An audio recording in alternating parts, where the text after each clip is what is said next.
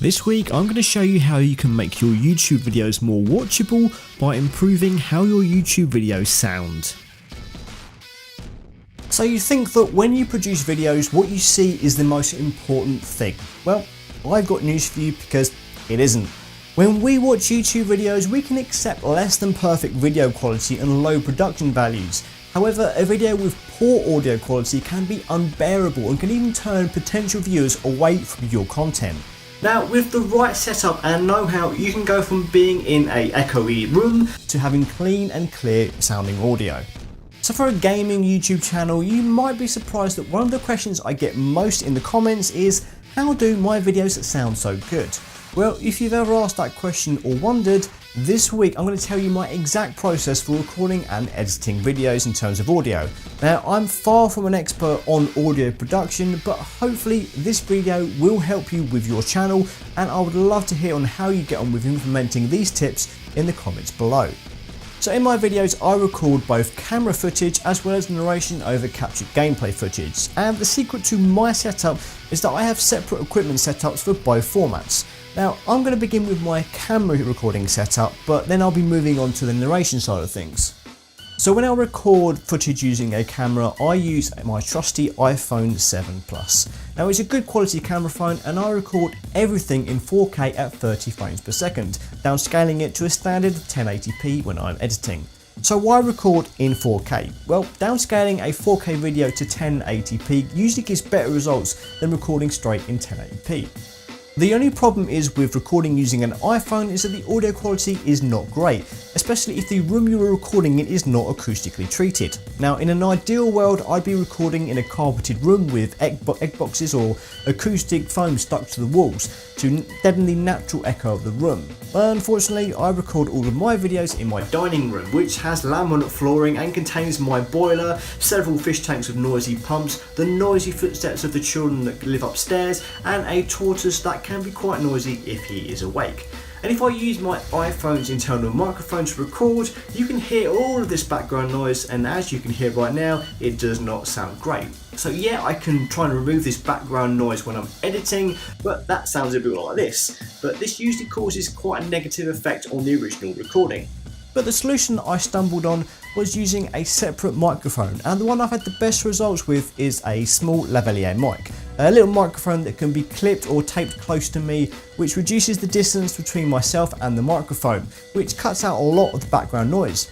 Now, I use a Rode SmartLav Plus, which you can buy on Amazon for about £50, and while it's designed to plug straight into a smartphone, the problem was when I was doing this I was getting a really long cable hanging between me and my phone. So to free myself from the wires, I purchased a Zoom H1 handy recorder. Now, the SmartLav Plus is powered by the iPhone's headphone adapter. So to get it working with the Zoom H1, I had to use a Rode branded cable converter. Now, I can then put the Zoom H1 in my pocket, and then I can tape the SmartLav Plus to my chest, which keeps the microphone hidden from view and also helps to reduce even more of the room noise. I've also got a little Bluetooth camera button to start and stop the video recording, so I can start and stop both the video and audio recording at the exact same time using the button on both devices. Once I have my recording in the can, I have a choice of how I want to edit the audio to make it sound better. If I want to, I can edit the audio before I put it into my video editor by loading up the free application Audacity. Here I can select an area where I'm not talking, go to Effect and then Noise Reduction and get Noise Profile. Once Audacity has analysed the audio, I can go back into Noise Reduction, click OK, and Audacity will remove as much of the background audio as possible. Depending on how noisy my recording is, I'll do this step first, but most of the time I'll just remove the background noise when I'm editing the video itself. Now, I import everything into my video editor, Final Cut Pro X. The only problem is when you have separate audio and video recordings at the same thing, how do you sync them up? Well, Final Cut Pro X has a handy function that will synchronise clips for me automatically. I can then mute the camera footage audio track and then mix the separate audio tracks to my liking, removing background noise if I need to, and apply my on-camera EQ presets to make everything sound great. One other little tip. Keep an eye on your audio levels and make sure they're not too loud or too quiet. I try and keep individual track levels about -6 decibels, which gives me a little headroom for if my voice gets louder. That covers my on-camera audio, but what about narration? All of my narration audio is recorded using a condenser mic, and for over a decade I've been using this Rode N3 model. I've had it since my days of singing and recording in bands, and over a decade later it still works excellently.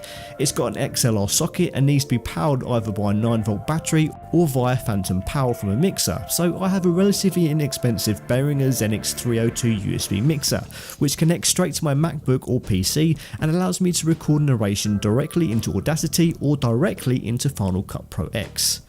Now, it seems to be that the Blue Yeti USB microphone is the popular recommendation for a microphone, and I bought one last year to simplify my setup.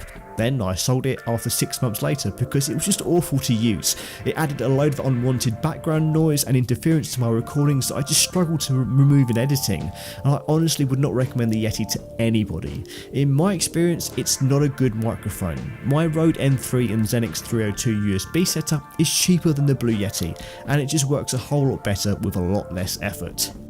Once I've recorded my narration parts, I'll then go through the process of adding some light noise reduction and equalisation using a different preset that I cooked up. I'm going to give you one last tip that will really make your audio that little bit better. Use background music. Adding some music to your overall mix will not only make everything sound professional, but it'll also help remove any background noise from your audio that you couldn't quite remove from the mix. YouTube's got a really good library of royalty-free music. You just sign into your YouTube Studio dashboard, hit the create button on the left, and you'll be taken to the audio library. It's an excellent collection of music that can be used for free or free provided you add credits to the description of your video. When you add your music, make sure it doesn't overpower your other audio tracks. Just listen and adjust the levels if necessary. And that is it. You don't have to use the exact setup as me, but in short, there are 3 things you need to consider when making a good audio recording: a good location, good equipment, and good editing. Now, even by implementing 1 or 2 of those things, you can make a real difference to your videos. But if you add all 3, your videos are just going to sound great. I hope you found this video useful, and if you have any questions or want to share your setup with me, please do let me know in the comments. I'll be back next Thursday with something a little bit more game related, but until then, happy gaming.